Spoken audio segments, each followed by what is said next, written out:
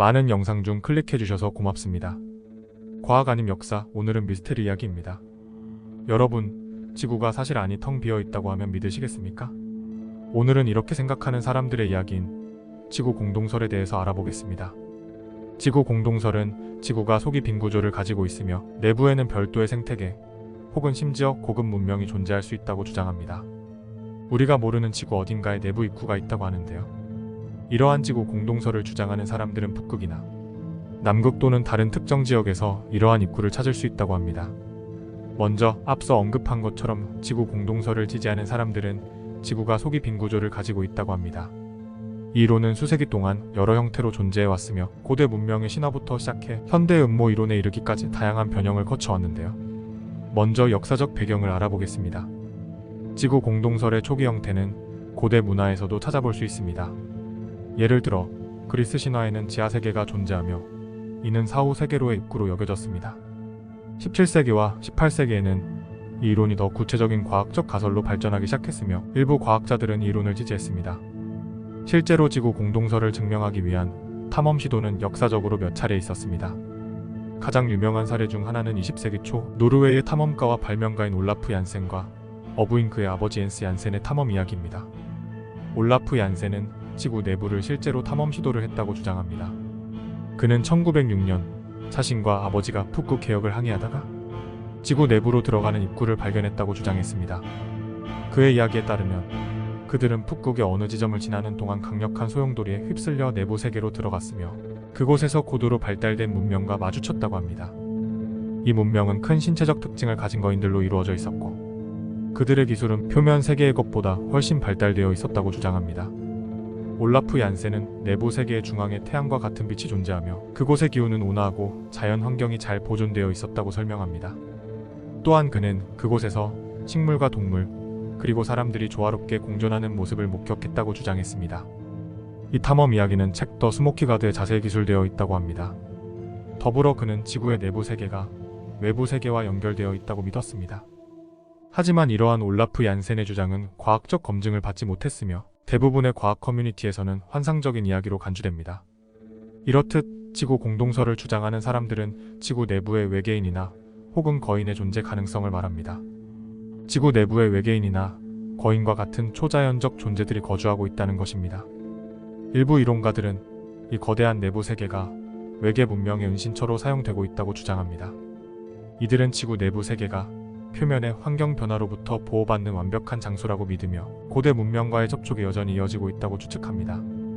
또한 일부 전설과 고대 문서에서 언급되는 거인들이 실제로는 지구 내부에서 왔다고 주장하는 사람들도 있습니다.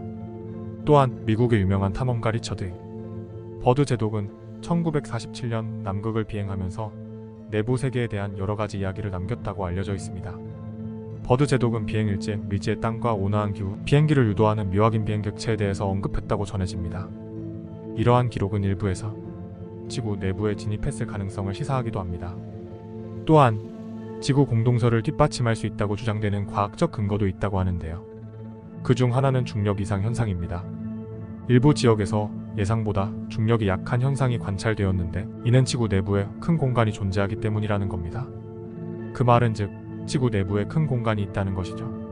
그러나 이러한 중력 이상 현상은 대체로 대규모 지질 구조의 차이에 의해 발생하는 것으로 과학계에서는 해석하고 있습니다.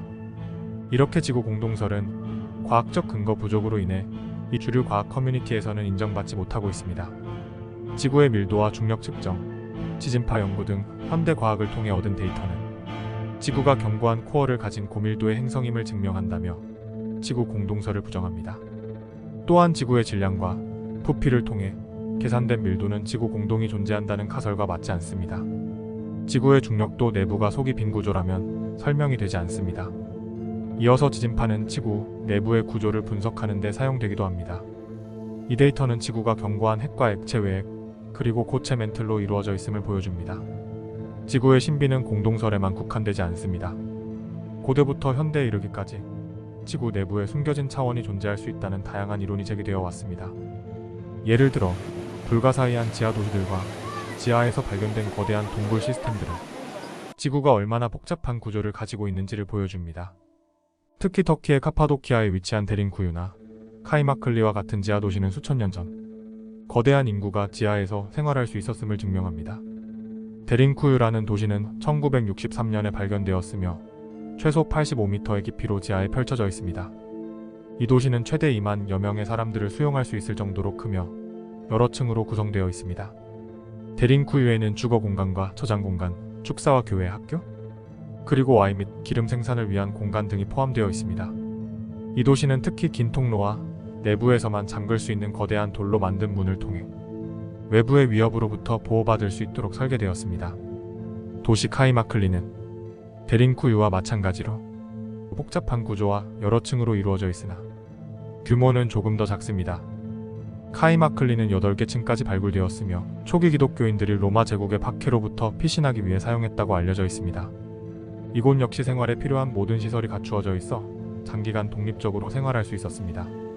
지하 도시들의 주요 기능은 방어였습니다. 지하 도시의 입구는 쉽게 숨길 수 있었고 한 번에 한 사람만 통과할 수 있는 좁은 통로는 방어를 용이하게 했습니다. 또한 이곳은 지역 주민들이 적의 침략이나 자연재해로부터 장기간 보호받을 수 있는 안전한 피난처 역할을 했습니다. 또한 최근의 과학적 발견들도 지구 내부의 미스터리를 더욱 깊게 탐구하는 데 도움을 주고 있습니다. 예를 들어 지구의 멘틀에서 발견된 거대한 물의 양은 지구 내부에 지하해양이 존재할 수 있다는 새로운 가설을 제시하고 있습니다. 이러한 물은 지구 표면의 해양보다 더 많을 수 있으며 지구의 생명체 기원에 대한 이해를 근본적으로 바꿀 수 있습니다.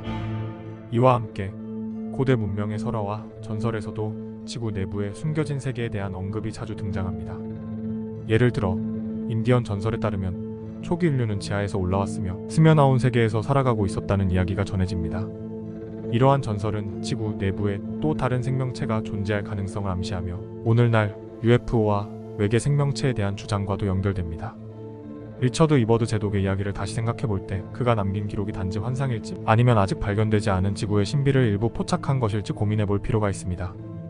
과학적인 검증이 부족함에도 불구하고 이러한 탐험과 전설은 우리에게 지구 내부에 대한 더 깊은 호기심과 탐구욕을 자극합니다. 과연 우리는 지구 내부의 모든 비밀을 이미 발견한 것일까요? 아니면 아직도 숨겨진 차원이 더 존재할까요? 과연 여러분들은 지구 공동설에 대해서 어떻게 생각하시나요? 많은 미스테리들 중에서 피라미드의 건축에 대한 의문, 초고대 문명 혹은 외계인에 대한 존재, 거인설 등 만약 지구 내부에 큰 공간이 있다면 그 공간 안에 고도로 발달된 문명이 존재하고 우리가 생각하는 외계인이나 거인들이 있다면 많은 미스테리들이 충분히 설명 가능할 것 같기도 합니다. 하지만 많은 사람들은 이 내용들은 사실이 아니라고 말합니다. 그렇다면 올라프 얀센과 버드 제독은 거짓말을 한 것일까요? 지금까지 과학 아님 역사입니다.